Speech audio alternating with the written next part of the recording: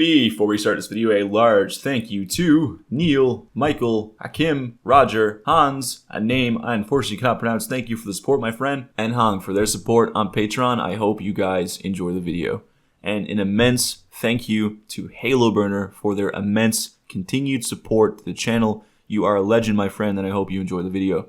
Hello everybody, real fast before we start, someone pointed out that if we try to press start on the character menu, it closes out instantly. And this is because it's waiting for a frame, and immediately after it opens, the very next frame we're closing it out because we're pressing start, which is the close all menu buttons. So a very simple fix to this is to go to close menu after fixed frame, and just check if menu is not active in the scene already, return. So quite simply, if the menu is not open, then don't close it. You can also just do a check by creating a bool, but I'm just going to check for the menu object being active in the scene.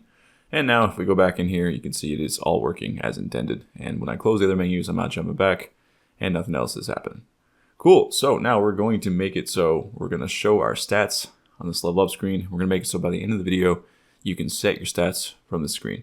So let's open up the player UI, go to the level up manager. I'm going to turn on the menu object here so I can see what I'm doing. I'm going to go in here and we're going to say using TM Pro because we're going to basically make a bunch of text fields for all of our stats to be displayed, and ruins and character level and all that stuff. So we're going to serialize a field here, text mesh pro u GUI. Start off with character level, or character level text rather, and then the projected character level text. And I'm not going to show me typing out all these to save you guys some time, but you get the idea. We're going to do ruins and projected ruins. I'm actually going to make two different headers to keep this clear and separate. So we got character stats, and then we got projected character stats. So if you forget what projected is, as I said in the last video, when we open up the level up menu, you have your current strength, and then let's say you leveled up 5 times but don't confirm, then that will be your projected strength. And then when you confirm what was your projected strength, now becomes your current strength. So for example, you enter at 15, you raise it to 20, hit the confirm button, now it becomes 20. So let's make ruins held and projected ruins held, and then ruins needed doesn't have a projected ruins needed because this is just one calculation. That takes into account how much you had before and how much you're going to need basically after you spend it. So we're going to say vigor level text and projected vigor level. And then we're going to do the same thing for all of the stats or attributes, which I've done now on screen. And through the magic of editing, we have fast forwarded. Now I'm going to lock this window up here in the level up manager in the project. I'm just going to drag in all of my variables. So again, you want the numbers here. So the middle panel and the right panel. The middle left panel and the right panel.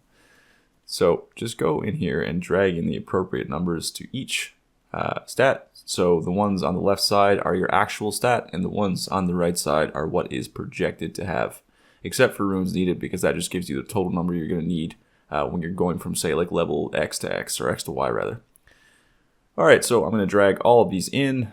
Again, ruins cost, I'm going to change this to ruins needed, the name, just to match the name of my variable. This doesn't have a projected because this is just the total cost that you require to spend after you've selected how many levels you want to level up. So I am going to rename all these variables, and there we go. Through the magic of editing, we are here, and I have all these dragged in, and all the variable names match the text names. So I'm going to go and override open menu, because what we want to do now is when we open this menu, we want to set all of these text fields appropriately to your character's current level. And when you open the menu, obviously the projected level just becomes the current level because you haven't made any changes yet. So let's go to the character stats manager and let's make a function to calculate our character's level based on the total levels that they have. So I'm going to call this calculate character level based on attributes. Now correct me if I'm wrong, but I believe in Elden Ring and Dark Souls 3 and all Dark Souls games, I know Dark Souls 3 for sure, your character level is calculated by you get 10 free attributes or levels per attribute. So for example, we have vigor, mind, endurance, strength, dexterity, intelligence, faith. We have 7. So we get 70 free levels before we actually go past level 1. That's why in Dark Souls 3, the class that starts off with nothing is level 1, and it's base 10 in all stats. So let's go and create an int for total attributes is equal to, and then we're going to add up all of our characters' levels. So we're going to say character.character network manager.vitality, .value, and then do the same thing with endurance, mind, strength, dexterity, intelligence, faith. I'm not using luck or I forget what it's called in Elden Ring in this game, arcane. Sorry, we're not using arcane, so I only have 7, so that's 70 free points before you start adding on to the character's level. So after we get all the levels, we can then say int character level is equal to, and this is the total character level now, and we can say total attributes minus 70 plus 1, because you don't want it to be 0. You're always going to be at least level 1. And then we could just come in here, so I suppose you could say minus 69 if you wanted to. And we just come in here and say if the character level for some reason is below 1, just make it 1. You don't need to do that, but I don't think the character should be level 0.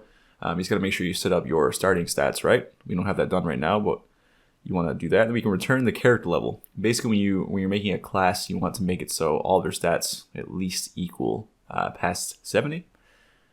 Then we're going down to set current stats. We can say character level here under the comment. We can say player UI manager.instance.local player .character stats manager .calculate character level based on attributes.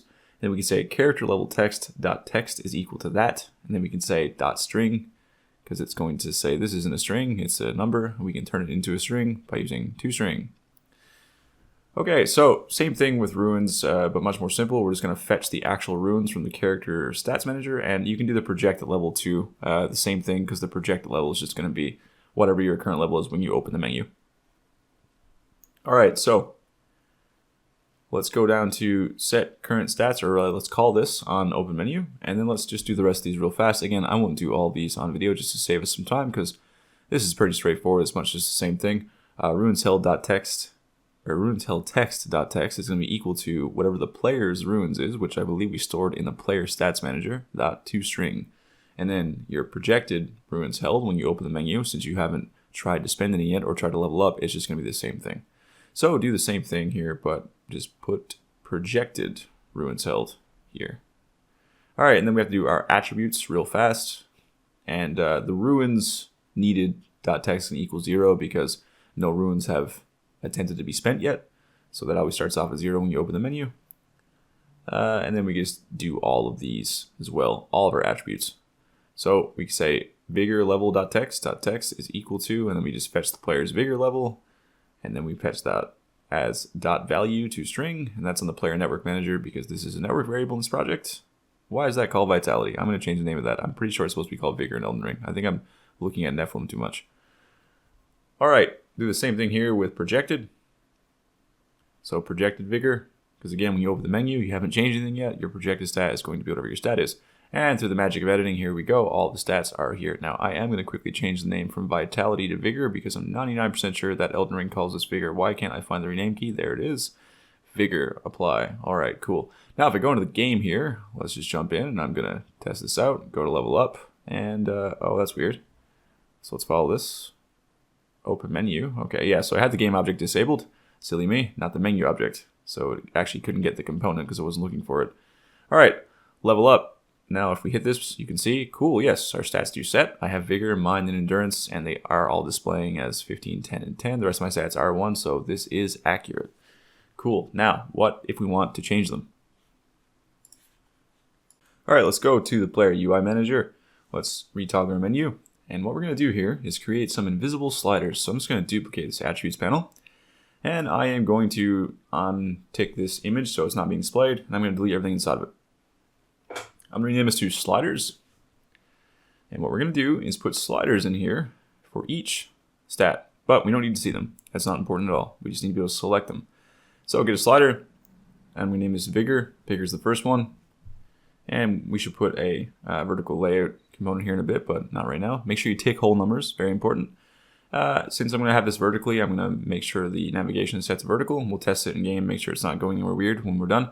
So let's hide the background, hide the fill area, and hide the handle slide area. So we're left with nothing except for the main game object, which contains the slider. Now, right now, we're editing the target graphic handle. You can set something if you want, but I'm just going to use these arrows for now to make sure it works. So basically, the arrow that points to the projected stat will be highlighted, or it will change color, depending on which slider we have selected. So Vigor, I'm going to drag the arrow in from Vigor, and then Mind, I'll do the thing from Mind, etc., etc. So here we go. I've duplicated a bunch of these sliders, and I'm just going to drag in these arrows here for each one. So this is the second slider. This is going to be Mind. Third. This is Endurance. So this will be the third arrow. And Mind will be the second. And through the magic of editing, here we go.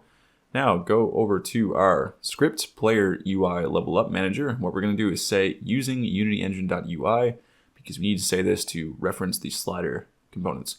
So make a header for sliders, or don't if you don't want a header there. Just make a bunch of serializable field for slider and make one for each stat.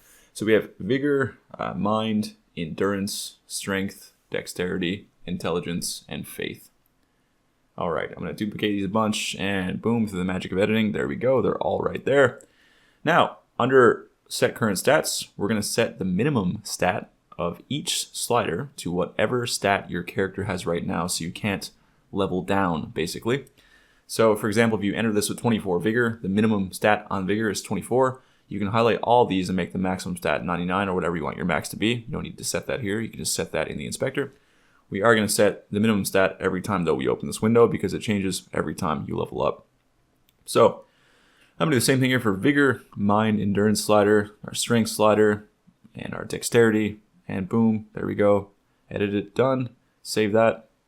Now let's go minimize this, and right under our set current stats, let's make a public void for update vigor slider. Now, I'm going to show you 2 ways to do this. You can make one of these functions for every stat if you want, and quite simply, all you would say is the slider in question. For this, since it's update vigor slider, we'd say vigor level text, or sorry, projected vigor level text is equal to vigor slider dot value dot to string. So projected vigor level text dot text is equal to vigor slider dot value dot to string. And then you can make one of these functions for each of these stats. So for me, I have 7. I need 7 functions. I know some people don't like to do this because that's repeating code, quote unquote. To me, it's fine, but I'm going to show you an alternative as well. So you would just say update vigor on value change in the vigor slider. Now, an alternative, let's drag in these sliders first. Vigor, mind, endurance, strength, dexterity, intelligence, faith. Cool. Let's save the prefab. You can go in here and you can see, oh, I didn't actually highlight that slider. We could add select slider on enable, like we have that select button on enable component, or we could just go to the set current stats, which is called when we open the menu, and we could say vigor slider.select, vigor slider.unselect, and pass an all, and then that should highlight our slider for us. So let's just save that and then go back into the game. I'll make sure this works. So before we carry on, let's make sure the slider works. Yes, I can. I cannot go below 15, but I can raise the stat to whatever I want. You can see it changes here on the right-hand side. The arrow is red, indicating this is the stat we are working with right now. Very cool. All right. So right now we need a bunch of these functions, but what if you didn't want to do that? Well, let's go to our sliders. First, I'm going to add a vertical layout group because I had a horizontal one on there, an accident, and I couldn't actually navigate to my sliders. So before we move on, let's actually test that and make sure I can navigate through each of these. So I'm going to go back in here and yes, I can. Okay, so it goes perfectly up and down and I don't go to anything off the screen. So we're good. We can keep that as vertical navigation. All right, so back over here on the player UI level up manager text, I'm going to rename this function to update slider based on selected attribute or on current attribute or currently selected attribute, whatever you want to call it, as long as it's clear as day to you. Whoa, I don't know why that typed out twice. That's weird. All right, save that. And now we can make an enum for each of our attributes. You might even use this somewhere else in the future if you ever need to select attributes for some reason. So we could public enum character attribute or character attributes. We can do everything that we have. So this right now is used to tag sliders for level up. So we can say vigor, mind, endurance, strength, dexterity, intelligence, and faith. And that's all we have right now. If you have more, go ahead and add more. If you have less, then just add whatever you have. Now over here, we're going to make this call upon a new function, but also we're going to add a new script to this, to each slider. And we're going to add an event system, or sorry, an event trigger. And the trigger is going to trigger when we select this slider. So add select, and then let's add our new script. What are we going to call the scripts? Well, I'm going to call mine UI underscore character underscore attributes underscore slider. So very, very self-explanatory. It's just going to tell you that this slider is for selecting character attributes. And right now, the only place we have that is on our level up screen. So I'm going to delete start and update functionality as is per tradition and drop in my namespace. And I am going to make a serializable field here for a type character attribute enum. And I'm going to call this slider attribute. And then I'm going to make a public function right under this. And I'm going to call this a public void set current selected attribute. And all we're going to do is jump over to the player UI level up manager, make a public character attribute enum variable here, and we're going to call this current selected attribute. Okay, now what we're going to do from this other public function is just set that attribute to whatever this one is. So you can see where this is going. Each slider gets its own attribute. You set it via that serializable field, and then when you select this slider, it's going to change the attribute that is currently selected in our level up manager. So this one's vigor, it stays as vigor, obviously. And then on select, we're going to drag in this script. We're going to say character attribute slider, and then we're going to say set current attribute. And you can copy this component if you want, the event trigger, and you can highlight all of these and paste that to save you a little bit of time, because it will paste the select event too. You can do the same thing with the script. Just keep in mind, you do have to drag in the different versions of the script on each game object, because if I click here, like right now, this, see how it's in the vigor slider, but I'm on the mine game object, so just drag this one in and set it up again like so. And obviously you have to do your on value changed, and you have to call that new function we have. So just tick this, drag in your level up manager, whatever you want to do. Mine's down here. Why is it missing the E on the end of that attribute? Did I accidentally erase that? That's going to bother me. There we go. I fixed it. I'm just going to save this and redrag them all in. And now we're going to skip ahead with the magic of editing. All right, cool. Save. Now back in here under our new function, make a switch statement and switch the currently selected attribute. And now projected vigor and level goes under if it's vigor. And then if it's mind, we're going to do the same thing, but we're going to use projected mind level text is equal to the mind slider value to string. And obviously the same is true for each other stat, etc. Magic of editing, save, just replace it with the stat name.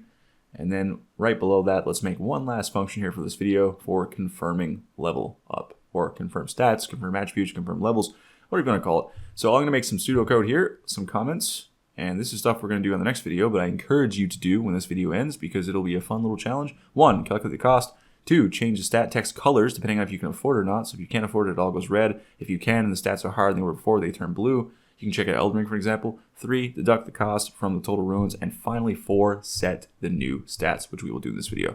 So to set the new stats, it is quite simple. You want to take each stat and reference your player's network variable of that stat and change it to whatever is on the slider. Now, we're going to reference our player, just shorthand at least, so I don't have to type out so much for each of these variables. We're going to say player is equal to player UI instance.localPlayer. Then we're going to say player.player network manager vigor.value is equal to the vigor slider.value. Now, even though we ticked use whole numbers only, this has basically no way of knowing that. So we're just going to do a math f.round to int, and that's just going to make Unity say this is acceptable. And then do the same thing for each of the stats. Take your time because it's very easy to copy and paste this like 7 times and accidentally say make the strength stat the vigor stat slider or reverse or whatever. So after this is all done, I'm just going to change the names of these to match the stat appropriately, and then we're going to skip ahead. Boom, save this. And at the end of this here, you can call set current stats again, because after you level up, you want to reset everything. Or you can close the menu, it's up to you. And we can save this. Now let's make a button. So I'm going to add a button under our sliders just right here. And since our sliders are invisible, all we see is the button. Now you can give this its own little area if you want on the UI, but I'm just going to put it in here because all we're going to do is, I'm just going to change the colors and stuff first. But basically all we're going to do is expand the space between stuff on the vertical layout group component. And since the button is still technically under all these sliders, but they're not visible, we're really just going to be moving this button, or that's what it's going to look like. So I'm not going to try too hard to make this look pretty right now, but just make sure you set the on-click event to confirm your levels. That's it. In the vertical layout group here, if I just change the spacing, see this? Boom, right down there. Cool, like so. All right, now I'm going to go over to the button, on click, and then drag this in. We're going to go to player level manager, and we're going to say confirm levels. And this is definitely some programmer UI if I've ever seen it. All right, I'm going to make that not capital letters because I actually think that suits it better. Now, if I go into the game here, you can see I can change my stats. So let's put my vigor to 20, my mind to 20, and my endurance to 15. We'll say the rest will put it to 10. Check this out. My level will change, and so will all of my stats in the player network manager. So we're going to hit confirm. Boom, level is now 26. And if I were to mess with these stats, first I'll show you. Let's go to the player network manager. You can see here that my vigor, mind, endurance, strength, dexterity, intelligence, and faith all match what they are inside the inspector. So just to show you again in real time, let's change one of these stats. I'm going to pump up my faith to say 15. Boom, faith goes from 10 to 15. There you go, guys. So you have a way now to modify your character stats. So with that being said, I very much so encourage you to go ahead and try to implement a way to basically assign a cost and don't let the player move ahead if they don't meet that cost. And if you want to do what Elden Ring does, you got to have that cost increase over time. So you need to write out a formula for that. But don't think you got to copy what Elden Ring does with your game. If you're doing it just because this is a learning experience, then yeah, that's cool to do. But if you feel inclined to do something else for your game, definitely do something else. Regardless, I will be back in the next video to show you how to do that. And I'm also going to color code some of our UI elements too, and maybe polish this up just a little bit. Thank you all very much, gentlemen, for being with me here again this week. It has been quite a long ride. I'm very happy to have you here still. A special thank you to all of you who are watching. A shout out to all my Patrons. That is because of each and every one of you, the series may continue. I hope you all learned something new, and I will see you next week.